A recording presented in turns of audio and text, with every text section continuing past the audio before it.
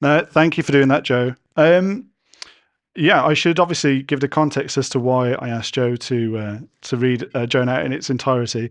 I think from my side, I don't know from yours, but potentially we might be living in a very busy period in our lives and maybe not get to Bible reading much, or maybe it's infrequent. And so I think that it's quite important to read God's word, and a good opportunity is to do it obviously on a Sunday. And because the story that I'm going to talk about is all about Jonah as well. But firstly, I want to give a little bit of background as to how I've ended up where I've ended up. Um, Initially, I was thinking of just doing a follow on from my previous meeting on a Sunday. That was like a lead up to a start on a course on Tuesday night. So I thought, well, I could share the end product of those Tuesday nights and just summarize that. So I thought, yeah, it's easy. There you go, sorted. Then last week, when me and Megan were down the caravan, I was reading a new book called Practicing the Way.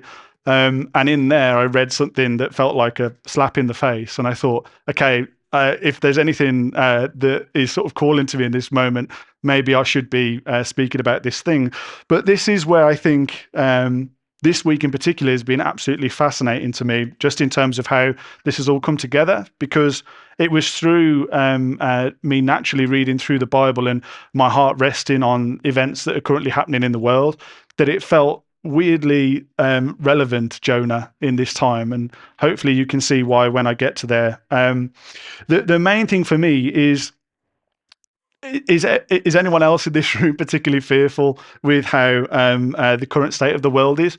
I think when I look at my limited, because I'm fairly much like a someone that buries their head in the sand, really, when it comes to the outside media. But from the few things that I'm seeing, it doesn't look particularly fun outside, and it feels like the fabric of civilization is being sort of tested, and we don't really know what the end result is going to be.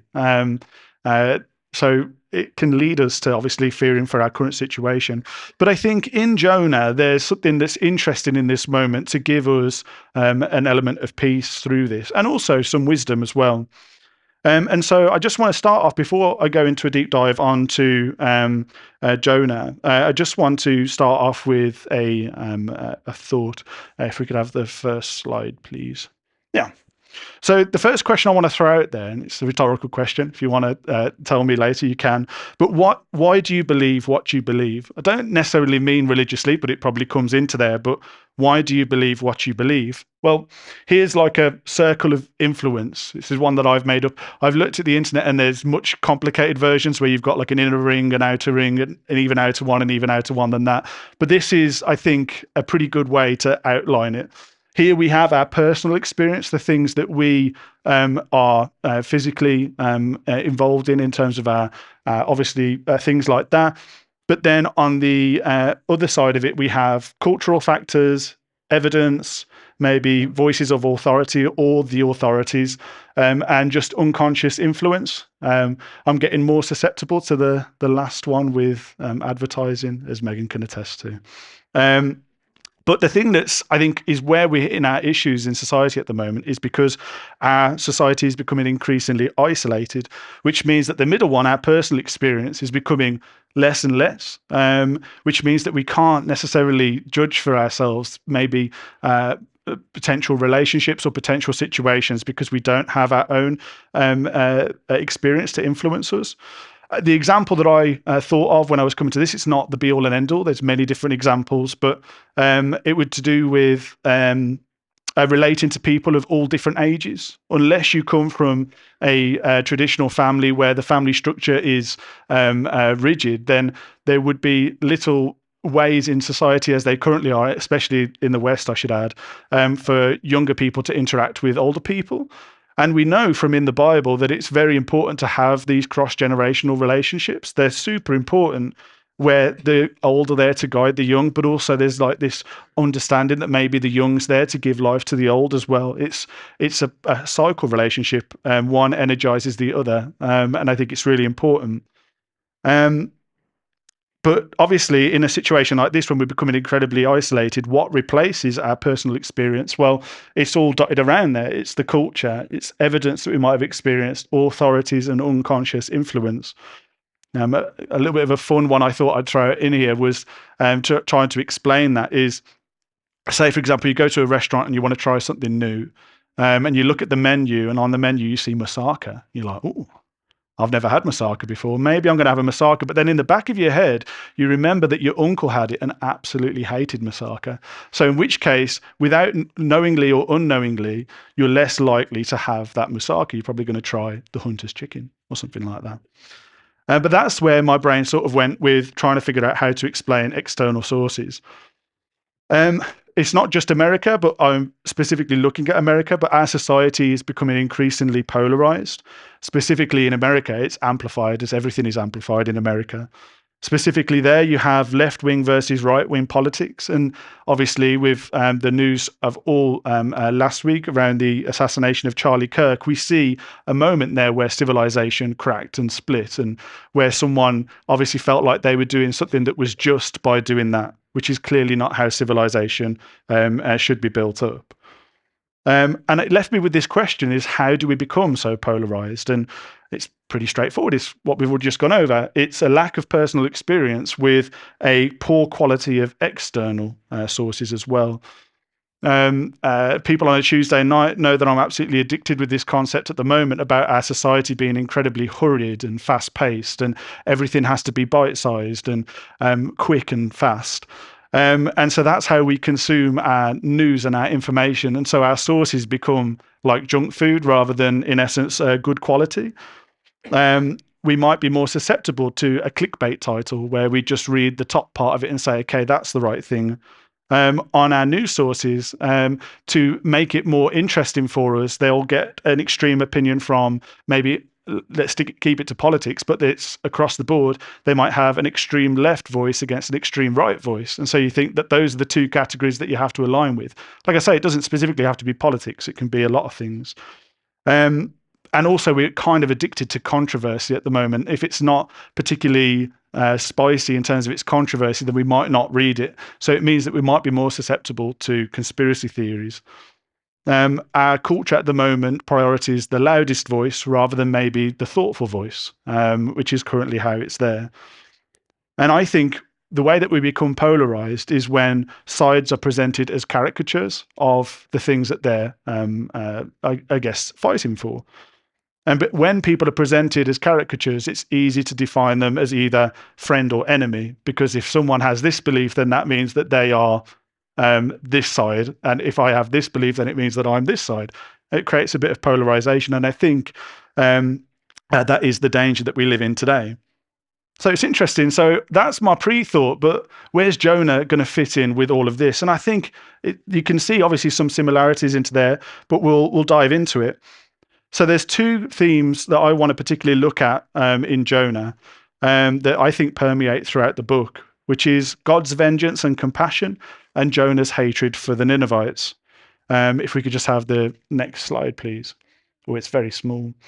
Can everyone read that? If not, I'll read it out. Cool. I'll give you some context first, I suppose, to the situation. So Nineveh eventually becomes the capital city of Assyria. At the time of Jonah, it actually wasn't. I was about to give you a Phil fact where I was going to say that until I fact-checked myself. But as in Jonah, it's stated that it's a very great city. In Jonah 3:3, we have now Nineveh was an exceedingly great city, 3 days' journey in breadth. The link inside my study Bible sort of references the fact that maybe that was how long it would take Jonah to deliver the message throughout Nineveh. In Jonah 4:11, Nineveh, that great city in which there are more than 120,000 persons. So that's a lot of people that are in this city. It's a great city. But as obviously is highlighted throughout, the city is evil.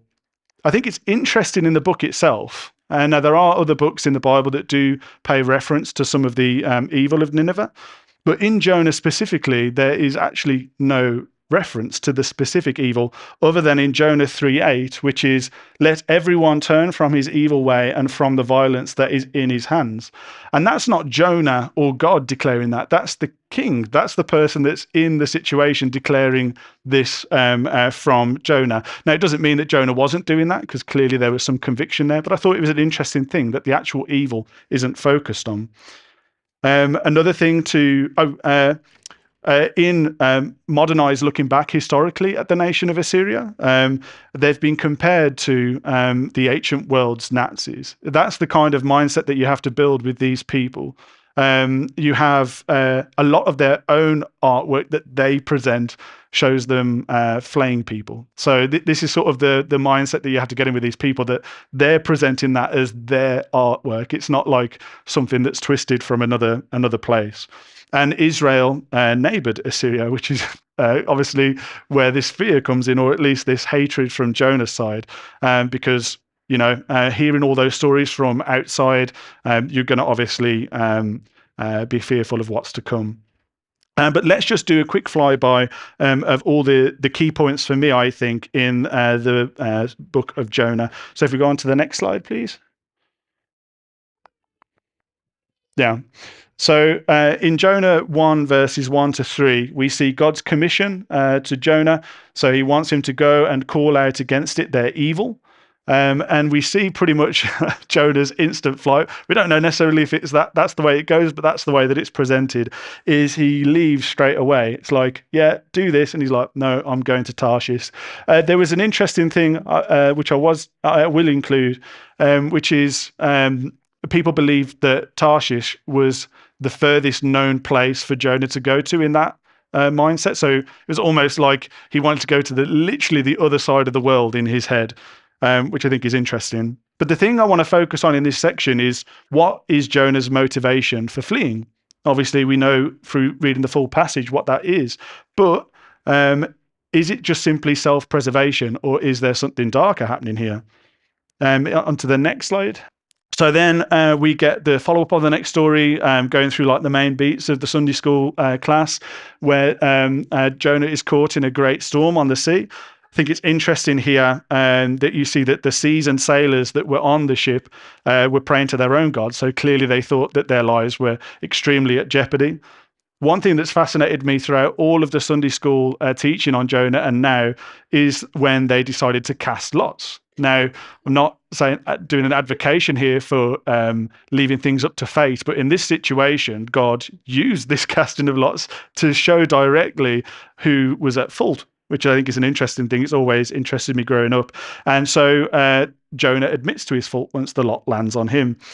He asks to be overthrown, and the sailors, instead of praying to their own gods, now pray to Yahweh. And decide reluctantly, but they do decide to throw Jonah overboard.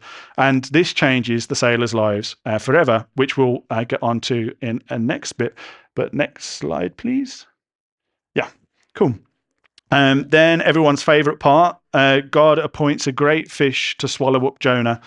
And through this, Jonah is saved as well. And in this prayer that we have here, we can see that his heart is changed. It's now a gratitude to God that's coming out there. I called out to the Lord out of my distress, and he answered me. Out of the belly of Sheol I cried, and you heard my voice. But I, with the voice of thanksgiving, will sacrifice to you. What I have vowed I will pay. Salvation belongs to Yahweh. And I think that it's quite a dramatic change in his attitude, obviously, from being saved. If we jump on to the next slide. So now we're back where we started. It'd be a bit of a crazy story if Jonah decided to flee again, but he doesn't. This time Jonah obeys, and he delivers this message, yet 40 days and Nineveh shall be overthrown. Like I said, I'm assuming that's not all the words that he said. It could have been. I mean, but if that's all the words that he said, there's no reference to God there, and there's no reference to their evil. It's just a declaration, but clearly whatever it was worked. There's an interesting thing here with the word overthrown that I read in my study Bible, which overthrown has links to the destruction of Sodom and Gomorrah. So you have this link once again to maybe the evil, but like I say, it doesn't necessarily specify what's going on. But the people listen, from the greatest of them to the least of them, even the king, which is obviously crazy. But God sees this in the hearts of the Ninevites, and he relents from his destruction. And all of its multitudes, as we see later on, all 120,000 people are saved. And correct me if I'm wrong, Sunday school teachers, but is that the usual ending of Jonah that we would go for? Because I feel like the last chapter hasn't got quite the uplift that you would want for a Sunday school message. I'm not too sure. I did ask Joe this earlier, and he said in a strict Baptist environment, you would definitely have chapter 4. But I always found when I've been studying on Jonah chapter 4, I think that it's fascinating to me. It really is, because it does not go the way that you would expect the ending of the book goes. So if we just jump into there we go.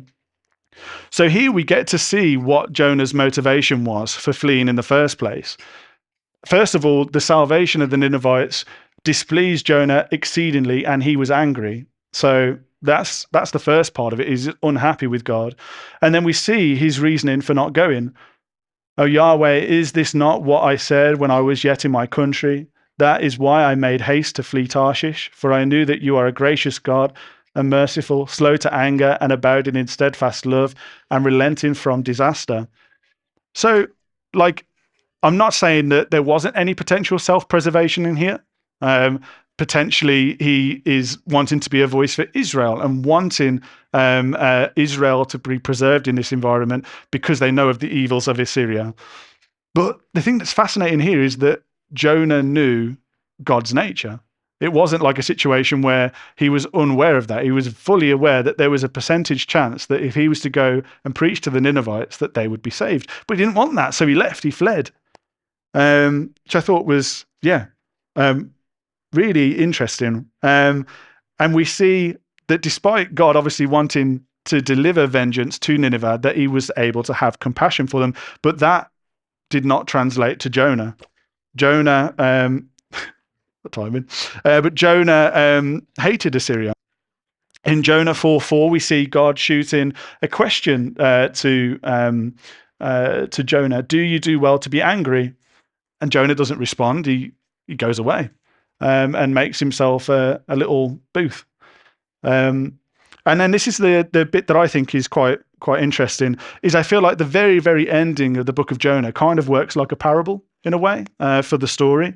Before we jump into that, though, in the ESV, I'd be curious on the other translations, but the word appointed is used 4 times. God appoints a fish, he appoints a plant, he appoints a worm, and he appoints a wind. And the Study Bible pays reference to there. This is God's authority on show, and specifically what he wills will come to pass. But it's interesting, you have this comparison here where the plant obviously grew over Jonah and gave him shade in those situations, and it was a cause of great joy for Jonah.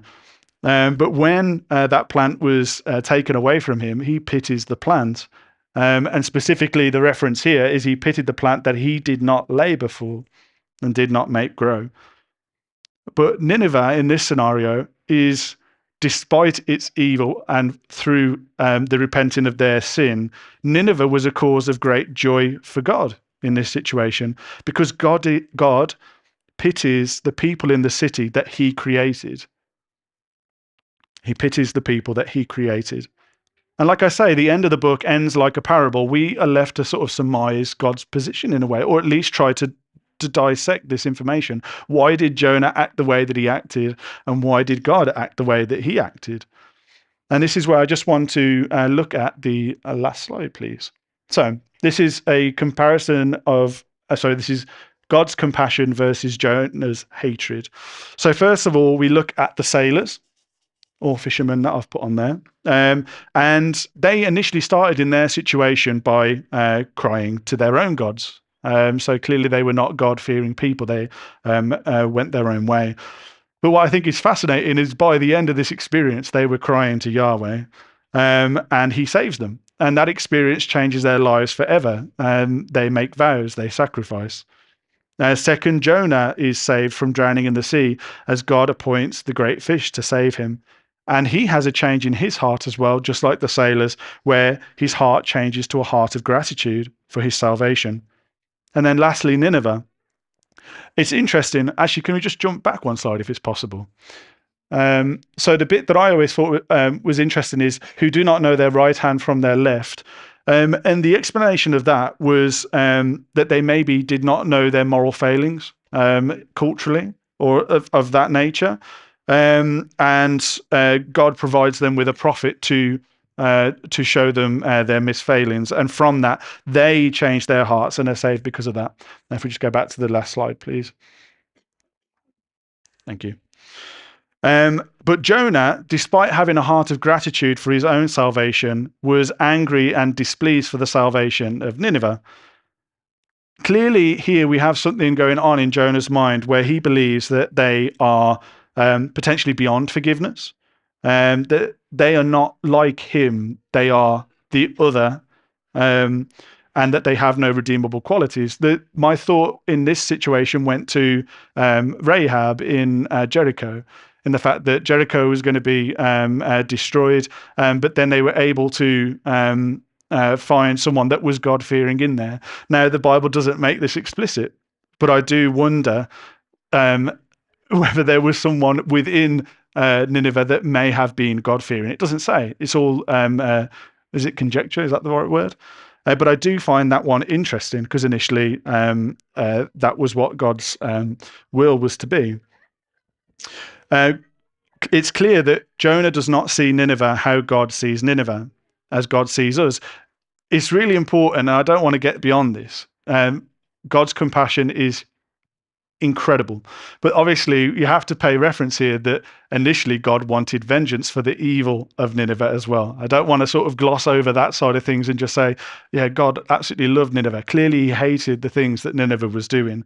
But he had a heart for them, and I think it's the way that he looks at us.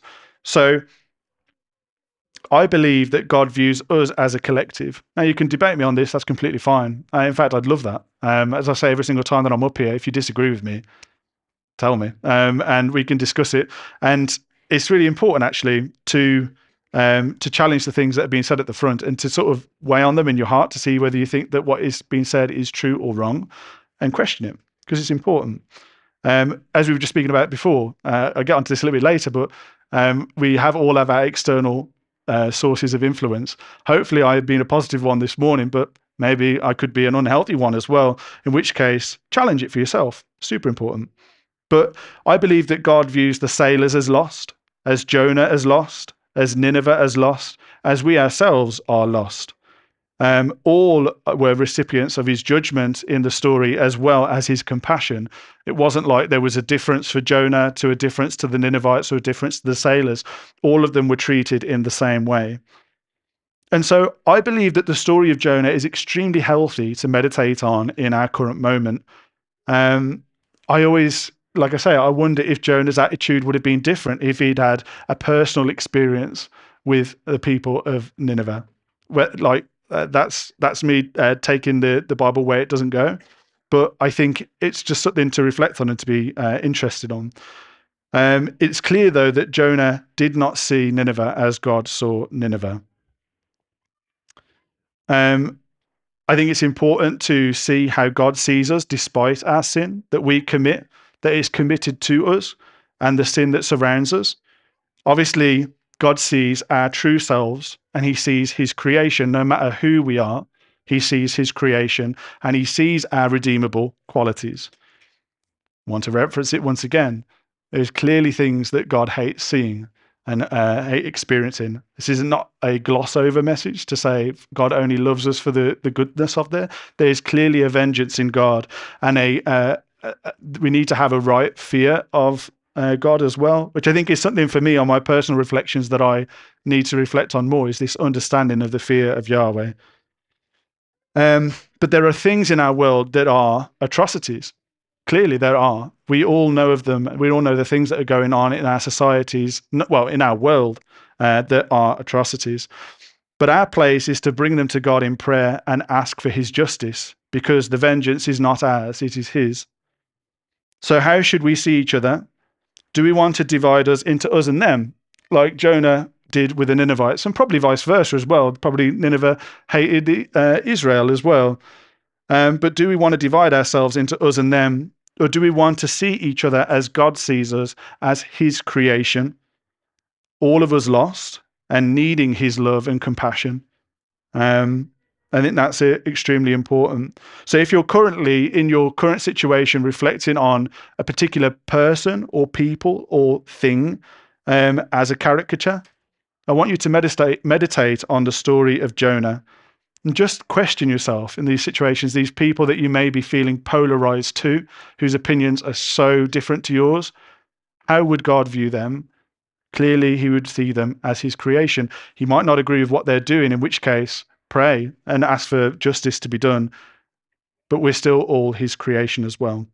We'll just finish off with prayer. Heavenly Father, I just once again want to say a prayer of gratitude for myself. Feeling really lost with what to bring this morning, and just feeling a gentle push and a gentle sort of nod towards studying the book of Jonah and just exploring it in this current season. Father, I want to pray over the people in this room that they're able to have heard the words that were said this morning and just reflect on them, meditate on them, taste and see whether or not that they agree with them. I think it's a super healthy thing to do. But Father, I just want to pray over the current situation that our world finds itself on. Like I said at the very beginning, it does feel like the fabric of civilization is being tested and is being challenged. And obviously that leads to us fearing and finding ourselves in a place of, just a place of fear. And Lord, we know that you call us not to worry about our circumstances, to rest all of our worries on you. It doesn't stop us though, does it? We're just so used to going to that baseline of fear. And Lord, I want to pray that as we meditate and reflect on the current circumstances that we see around the world, that we don't just caricature people, that we try to reflect on the reasons for them doing the things that they do. And Lord, obviously, we want to deliver as well the great atrocities that are happening throughout the world. Lord, we don't agree with them. We really don't agree with them, but we understand that the vengeance isn't ours. The vengeance is yours, Lord, and that you are a just God. And I think that is like when people really struggle with the things that are going on in the world, we need to know that you have your hand over the situation and that you do hold to a very high moral standard and a high justice, which is a beautiful thing. Lord, I just pray that the people's hearts here this morning are able to be, just opened up to this idea of reflecting on maybe the people that they see as us or them, and figure out, okay, why are the things that I'm being presented the things that I believe, and maybe challenge some of their own maybe misconceptions or beliefs in a healthy way. Lord, I pray that your hand is over all of that, and that your peace is being able to be known from us, that we can be, just people that draw people in from our peaceful way of life. That they can look at our situation and understand, hang on a second, why aren't you reacting the way that I expect you to react? Lord, it is your love and your compassion that we try to shine through, for we know that you have the situation in order. Amen.